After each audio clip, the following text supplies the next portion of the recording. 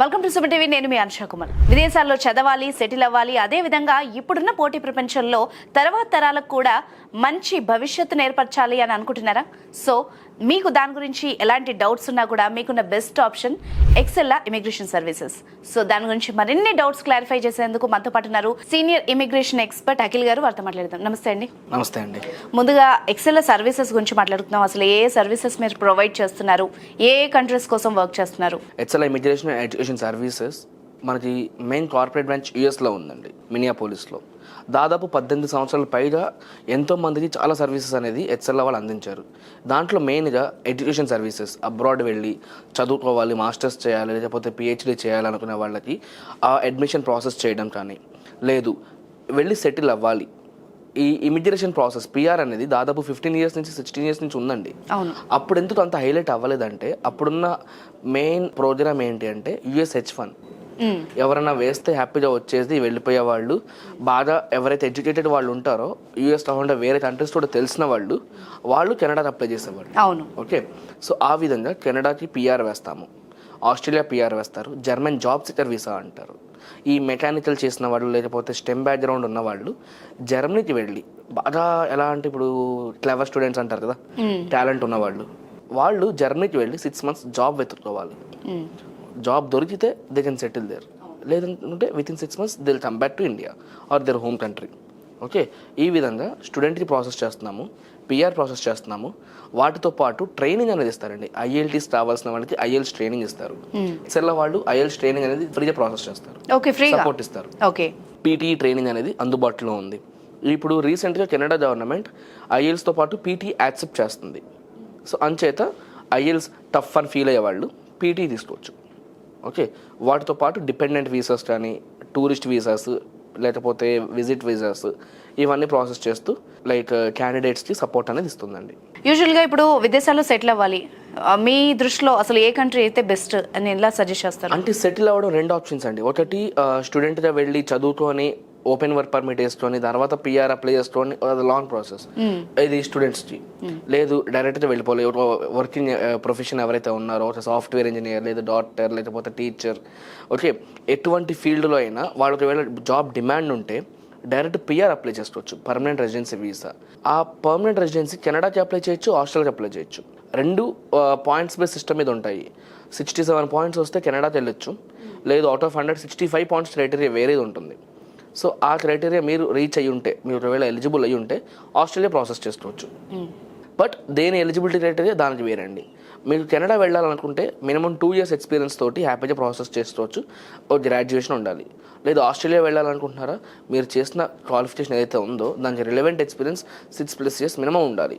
So అప్పుడు మీరు వెళ్ళొచ్చు. సో ఈ విధంగా మీ ప్రొఫైల్ని బేస్ చేసుకొని మేము సజెస్ట్ చేస్తాము, మీరు కెనడాకి వెళ్తే బాగుంటుందా, ఆస్ట్రేలియాకి వెళ్తే బాగుంటుందా, లేదు మీకు జర్నీ చాలా ఇంట్రెస్ట్ ఉంది, మీకు కాన్ఫిడెన్స్ ఉంది జాబ్ వస్తుందని, అప్పుడు జర్నీ ప్రాసెస్ చేస్తాము. ఇట్స్ నాట్ లైక్ దట్ మీరు అడిగారు మేము చేస్తున్నాం అని కాకుండా ప్రాపర్ సజెషన్ ఇచ్చి హెల్ప్ చేసే బాధ్యత. ఇప్పుడు నా డౌట్ ఏంటంటే, ఒక క్లయింట్ వచ్చారు, సో వాళ్ళు ఏ కంట్రీకి వెళ్తే బెస్ట్, ఇక్కడే జాబ్ అవకాశాలు వాళ్ళకి తగ్గట్టుగా ఉంటాయి, ఇవన్నీ కూడా కంప్లీట్ గైడెన్స్ మీ దగ్గర ఉంటుందా? సో క్యాండిడేట్ మన దగ్గరికి రాగానే వీల్ కౌన్సిల్ దెమ్.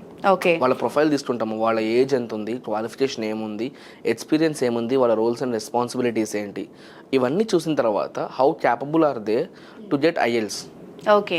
ఇప్పుడు ఎలిజిబిలిటీ బాగానే ఉంది, చేసేయచ్చు, బట్ వాళ్ళ వల్ల ఇంగ్లీష్ అవ్వదనుకోండి, ఐఎల్స్ అవ్వదనుకోండి, అప్పుడు ప్రాసెస్ చేసి వేస్ట్ కదా. సో మేము గైడెన్స్ ఇస్తాము, మీ ప్రొఫైల్ ఇలా ఉంది, మీరు ఈ కంట్రీకి వెళ్తే బాగుంటుంది, ఐఎల్స్ ఇంత రావాలి, అది మీరు తెచ్చుకోగలిగితే మేము చేస్తాము అని చెప్తాము. If they are confident enough will help them with everything. So ఆ విధంగా based on roles and responsibilities మేము హెల్ప్ చేస్తాం. అండ్ ఇప్పుడు కెనడా పిఆర్కి ఆస్ట్రేలియా పిఆర్కి డిఫరెన్సెస్ ఏంటి అసలు? డిఫరెన్సెస్ అంటూ ఏమీ లేవండి. కెనడా అనేది మీకు ఎలా ఉన్నా హ్యాపీగా స్మూత్గా వెళ్ళిపోయే ప్రాసెస్. ఓకే. ఆస్ట్రేలియా అటు ఇటు కంపేర్ చేస్తుంటే స్మూత్గా వెళ్ళిపోయే ప్రాసెస్. థింగ్ ఏంటంటే ఆస్ట్రేలియా నుంచి మీరు న్యూజిలాండ్ కూడా వెళ్ళి జాబ్ చేసుకోవచ్చు, అండ్ కెనడా నుంచి మీరు యూఎస్ కూడా వెళ్ళి జాబ్ చేసుకోవచ్చు. కరెన్సీ వాల్యూ తేడా ఉంటుంది తప్పించి బెనిఫిట్స్ అటు ఇటు అన్ని సేమే ఉన్నాయండి. ఇప్పుడు ఆ కంట్రీస్కి ఎందుకు వెళ్ళాలి, అక్కడికి వెళ్తే ఏమైనా బెనిఫిట్స్ ఉంటాయా అంటే ఏం చెప్తారు? బెనిఫిట్స్ అంటే ఇప్పుడు ఫర్ ఎగ్జాంపుల్ ఒక ఐటీ ప్రొఫెషన్ తీసుకుందాము, సాఫ్ట్వేర్లో ఉన్న 99% ఎంప్లాయీస్ ఆన్ సైట్ రాగానే ఫస్ట్ ఎక్స్పెక్ట్ చేసేదంటే యూఎస్ అంటారు. అవును. ఓకే. వాళ్ళు మాస్టర్స్కి వెళ్ళాలన్నా, విజిట్ వెళ్ళాలన్నా, ఏది వెళ్ళాలన్నా కూడా వీసా ఇంటర్వ్యూ ఉంటుంది. 80% అంతా బాగున్నా కూడా 10% లక్ మీద డిపెండ్ అయి ఉంటుంది, రైట్? సో ఇప్పుడు దే గాట్ ఫెడ్ అప్, అంటే యూఎస్ అవ్వట్లేదు ఇంకా వెళ్ళి వేస్ట్ అనుకునే వాళ్ళు ఏం చేస్తున్నారంటే ఫస్ట్ కెనడా వెళ్తున్నారు. కెనడా వెళ్ళిన తర్వాత 3 years తర్వాత సిటిజన్షిప్ అప్లై చేసుకొని అక్కడి నుంచి యూఎస్ ట్రావెల్ చేసే ఆప్షన్ యూఎస్ గవర్నమెంట్ మనకి ఇస్తుంది. బట్ యూఎస్ నుంచి కెనడా రావాలన్నా కూడా వస్తే విజిట్ వేసుకొని రావాలి సపరేట్గా, లేకపోతే పిఆర్ వేసుకోవాలి. ఓకే, అండ్ బెనిఫిట్స్ విషయానికి వస్తే Day 1 నుంచి మీకు సోషల్ బెనిఫిట్స్ ఉంటాయండి. ఇప్పుడు మీరు స్టూడెంట్గా వెళ్తే యూఆర్ ఇంటర్నేషనల్ క్యాండిడేట్, మీకు ఏ బెనిఫిట్స్ ఉండవు, you're able to do only part time. But PR మీద వెళ్తే Day 1 నుంచి పిల్లలకి ఫ్రీ ఎడ్యుకేషన్ ఉంటుంది 18 years వచ్చే వరకు. వైఫ్ అండ్ హస్బెండ్ అంటే ఫుల్ టైం జాబ్ చేసుకోవచ్చు. వేరే కంట్రీస్లో అలాంటి ఆప్షన్ లేదు. డిపెండెంట్ జాబ్ చేయాలి అంటే సపరేట్ వీసా అప్లై చేసుకోవాలి. ఓకే, మెడికల్స్ అనేది ఫ్రీ ఆఫ్ కాస్ట్, ఫ్యామిలీ మొత్తానికి free medicals. And you are like allowed to work full time or part time, and you are okay to open business కూడా start చేసుకోవచ్చు. నార్మల్గా business visa వేసుకొని వెళ్తేనే business start చేసుకోవాలి అనుకుంటారు. Okay, అలా కాకుండా పిఆర్ మీద ఉంటే మీరు బిజినెస్ కూడా స్టార్ట్ చేసుకోవచ్చు. And you are allowed to work for 94 countries. Apart from that you can even invite your parents. Okay, super parental visa వాళ్ళకి పిఆర్ వస్తుంది, but they are not allowed to do any job. Okay, ఎన్ని రోజుల తర్వాత తీసుకెళ్ళొచ్చు వెళ్ళి? మీరు వెళ్ళిన 6 months తర్వాత. Okay, ఒకవేళ మీ జాబే లేదనుకోండి, అన్ఎంప్లాయ్మెంట్ బెనిఫిట్స్ అని మినిమం $800 నుంచి వాళ్ళు పే చేస్తారు మీకు okay, certain time of period. Because no country wants their people to sit like stones. So at the same time ఇంకోటి ఏంటి అంటే చాలా మంది అంటారు అక్కడ జాబ్స్ లేవు, రిసెషన్ నడుస్తుంది, మనం వెళ్తే మన ఫ్యూచర్ ఏంటి అనేది.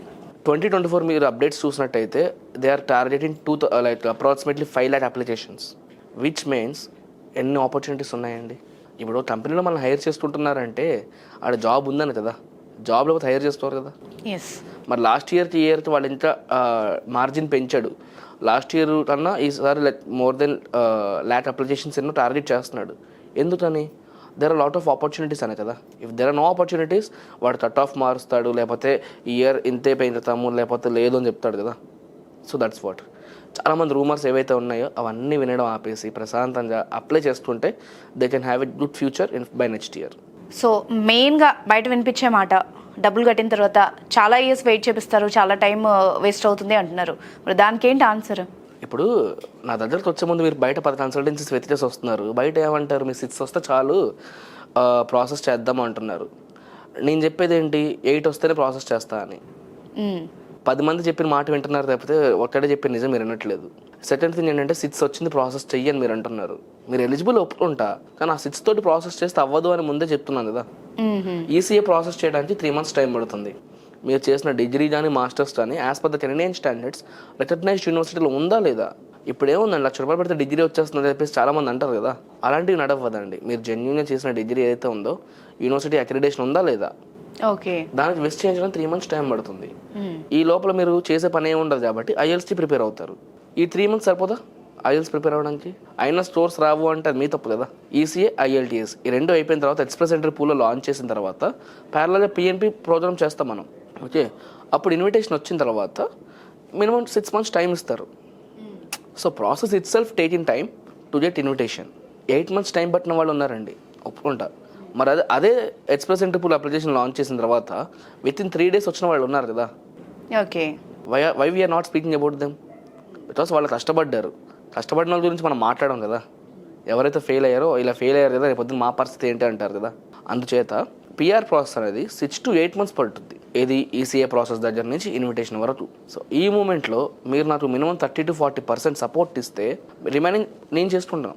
ఇది కంప్లీట్గా డిపెండ్ అయ్యేది క్యాండిడేట్ మీదే ఆబ్వియస్లీ. ఓకే, ఇప్పుడు నేను చేసేది ఏంటంటే I'm assisting you how to submit A document and helping you in a proper way.